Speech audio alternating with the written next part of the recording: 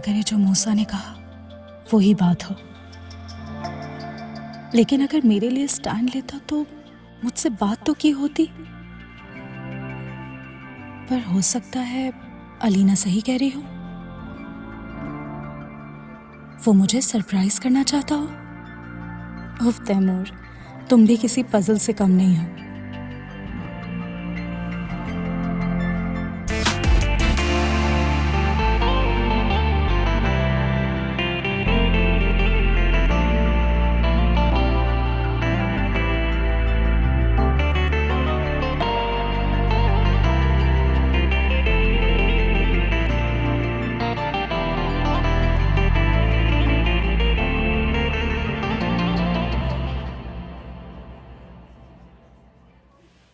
Doctor किरण, आपके driver आ गए हैं। ओके।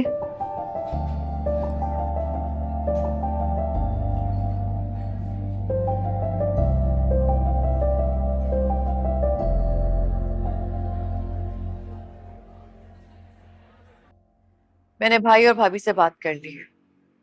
2-4 दिन के लिए तुम मेरे साथ मेरे घर चल रही हो, मेरे पास रहोगी। पप्पू, आपको पता है ना दानी की तबीयत कितनी खराब है, उसको यहाँ ऐसे नहीं छोड़ के जा सकते।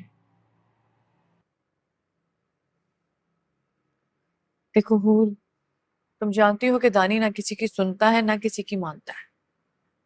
एक वाहिद तुम हो जिसकी बात वो समझता है। मैं चाहती हूँ कि तुम दानी से बात करो, उसे समझाओ। आपको क्या लगता है मैंने उसको समझाने की कोशिश नहीं की कि जो वो कर रहा है वो ठीक नहीं है? मैं ये नहीं कह रही हूँ, बिल्कुल समझाया होगा, लेकिन वो समझता कहाँ है। उसके मसले मसाइल झगड़े बढ़ते चले जा रहे हैं दिन ब दिन। झगड़ा तो इस घर में अम्मी अब्बू का कभी भी नहीं खत्म होगा। पप्पू, आपको पता है आप एक वाहिद इंसान है इस घर जिसने अम्मी अब्बू के मसले एक्चुअली हल करने की कोशिश की है, और अम्मी को कहीं बुरा ना लग जाए इसलिए आपने हमेशा अब्बू को ही रोका है। अब्बू तो कभी भी नहीं लड़ाई करके घर छोड़ के गए। अम्मी हमेशा हमें कभी नानी की तरफ कभी कहीं ले जाती। वैसे एक बात बोलूं, बुरा नहीं मनाना, इसमें थोड़ा कसूर ना तुम्हारी नानी का भी है। देखो भाभी की गलतियों पे उन्होंने ना उन्हें कभी रोका ना टोका ना समझाया। अगर समझाया होता ना तो नौबत यहां तक ना पहुंचती। उन्होंने उल्टा शह दी उन्हें। मेरे नाना तो समझाते थे ना, लेकिन उसका भी कोई फायदा नहीं हुआ।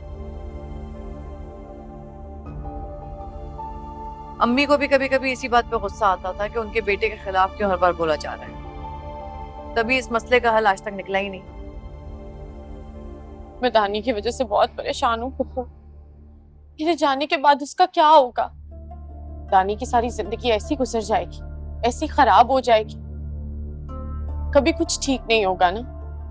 और प्लीज बेटा, अपने आप को देखो, अपनी जिंदगी के बारे में सोचो। तुम इन बातों की टेंशन मत लो, शादी सर पर है, तुमने सिर्फ खुश रहना है। देखो दानी की टेंशन मत लो, मैं जिम्मेदारी लेती हूँ उसकी। तुम एक बार अपने घर की हो जाओ, शादी करके अपने घर चली जाओ। दानी को मैं अपने साथ अपने घर ले जाऊंगी, उसकी देखभाल करूंगी, उसका ख्याल रखूंगी। और तुम देखना, एक बार उसका एनवायरनमेंट चेंज होगा ना, वो बच्चा भी चेंज हो जाएगा। वो ये दानी रहेगा ही नहीं। बस तुम उसकी फिक्र मत करो, अपने दिल पे इतना बोझ मत डालो। तुम समझ रही हो ना मैं क्या कह रही हूँ? मुझ पे भरोसा है ना?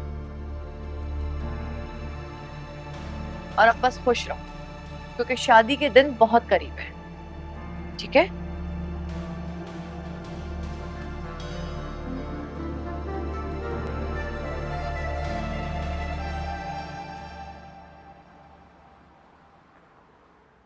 पहले अगर देर से आता था तो फोन कर दिया करता था, आज क्यों नहीं फोन किया उसने? अरे मूसा कॉल कर रहे हैं। उठाओ उठाओ, देखो। हेलो। अस्सलाम वालेकुम आंटी। वालेकुम अस्सलाम, कहो बेटा। आंटी वो तैमूर मेरा फोन नहीं उठा रहा है, आप प्लीज मेरी बात करवा सकती हैं? बेटा तैमूर तो अभी हॉस्पिटल से आया ही नहीं है वापस। हॉस्पिटल? लेकिन आज तो वो हॉस्पिटल आया ही नहीं था। क्या? तैमूर हॉस्पिटल नहीं आया? हाँ। अरे वो आ गया, मैं तुमसे बाद में बात करती हूँ। आज तुम हॉस्पिटल नहीं गए? नहीं। क्यों बेटा? बस बाबा दिल नहीं चाह रहा था। जिप, मेरी जान सारा दिन कहाँ रहे तुम? क्या मैं एक दिन अपनी मर्जी से नहीं गुजार सकता? गुजार सकते हो बेटा, लेकिन घर वालों को बता के। सोचो अगर मूसा पहले फोन करता तो हम कितने परेशान हो जाते। मैं भी तो परेशान हूं।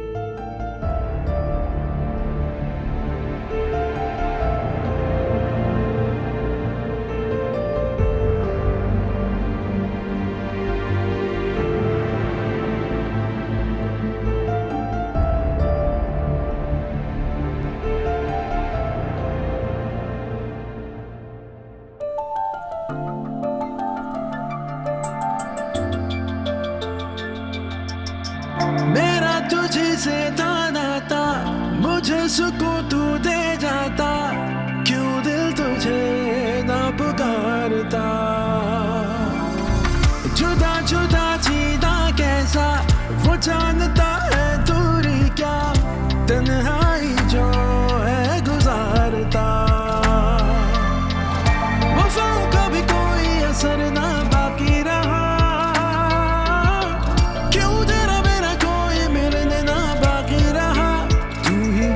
दीवानगी बेचारगी बेगानगी का गम बाकी रहा, बाकी रहा। हो दीवानगी बेचारगी बेगानगी का गम बाकी रहा, बाकी रहा।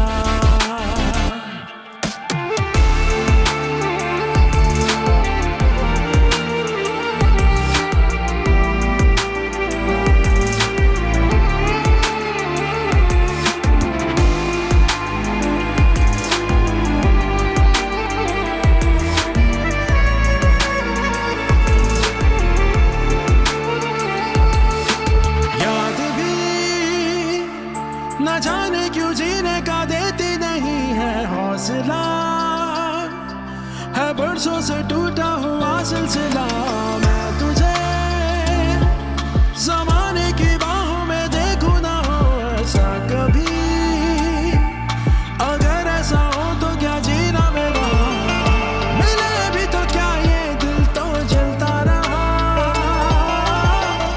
मुझे सब शोले धुआं सा बाकी रहा, बता दीवानगी बेचारगी बेगानगी का गम बाकी रहा, बाकी रहा।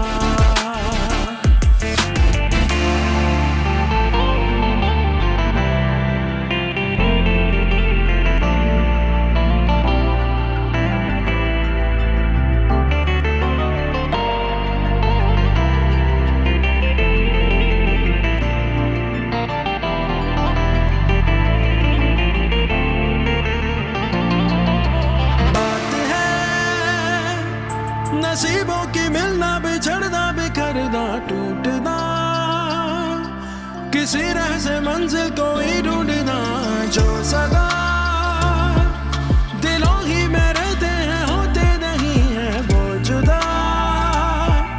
वो मेरी सदा थी जो तूने कहा, जो चाहा मैंने वो आखिर मुझको मिला, जो दिल ने बांधा वो रिश्ता बाकी रहा। बता दीवानगी बेचारगी बेगानगी का गम बाकी रहा।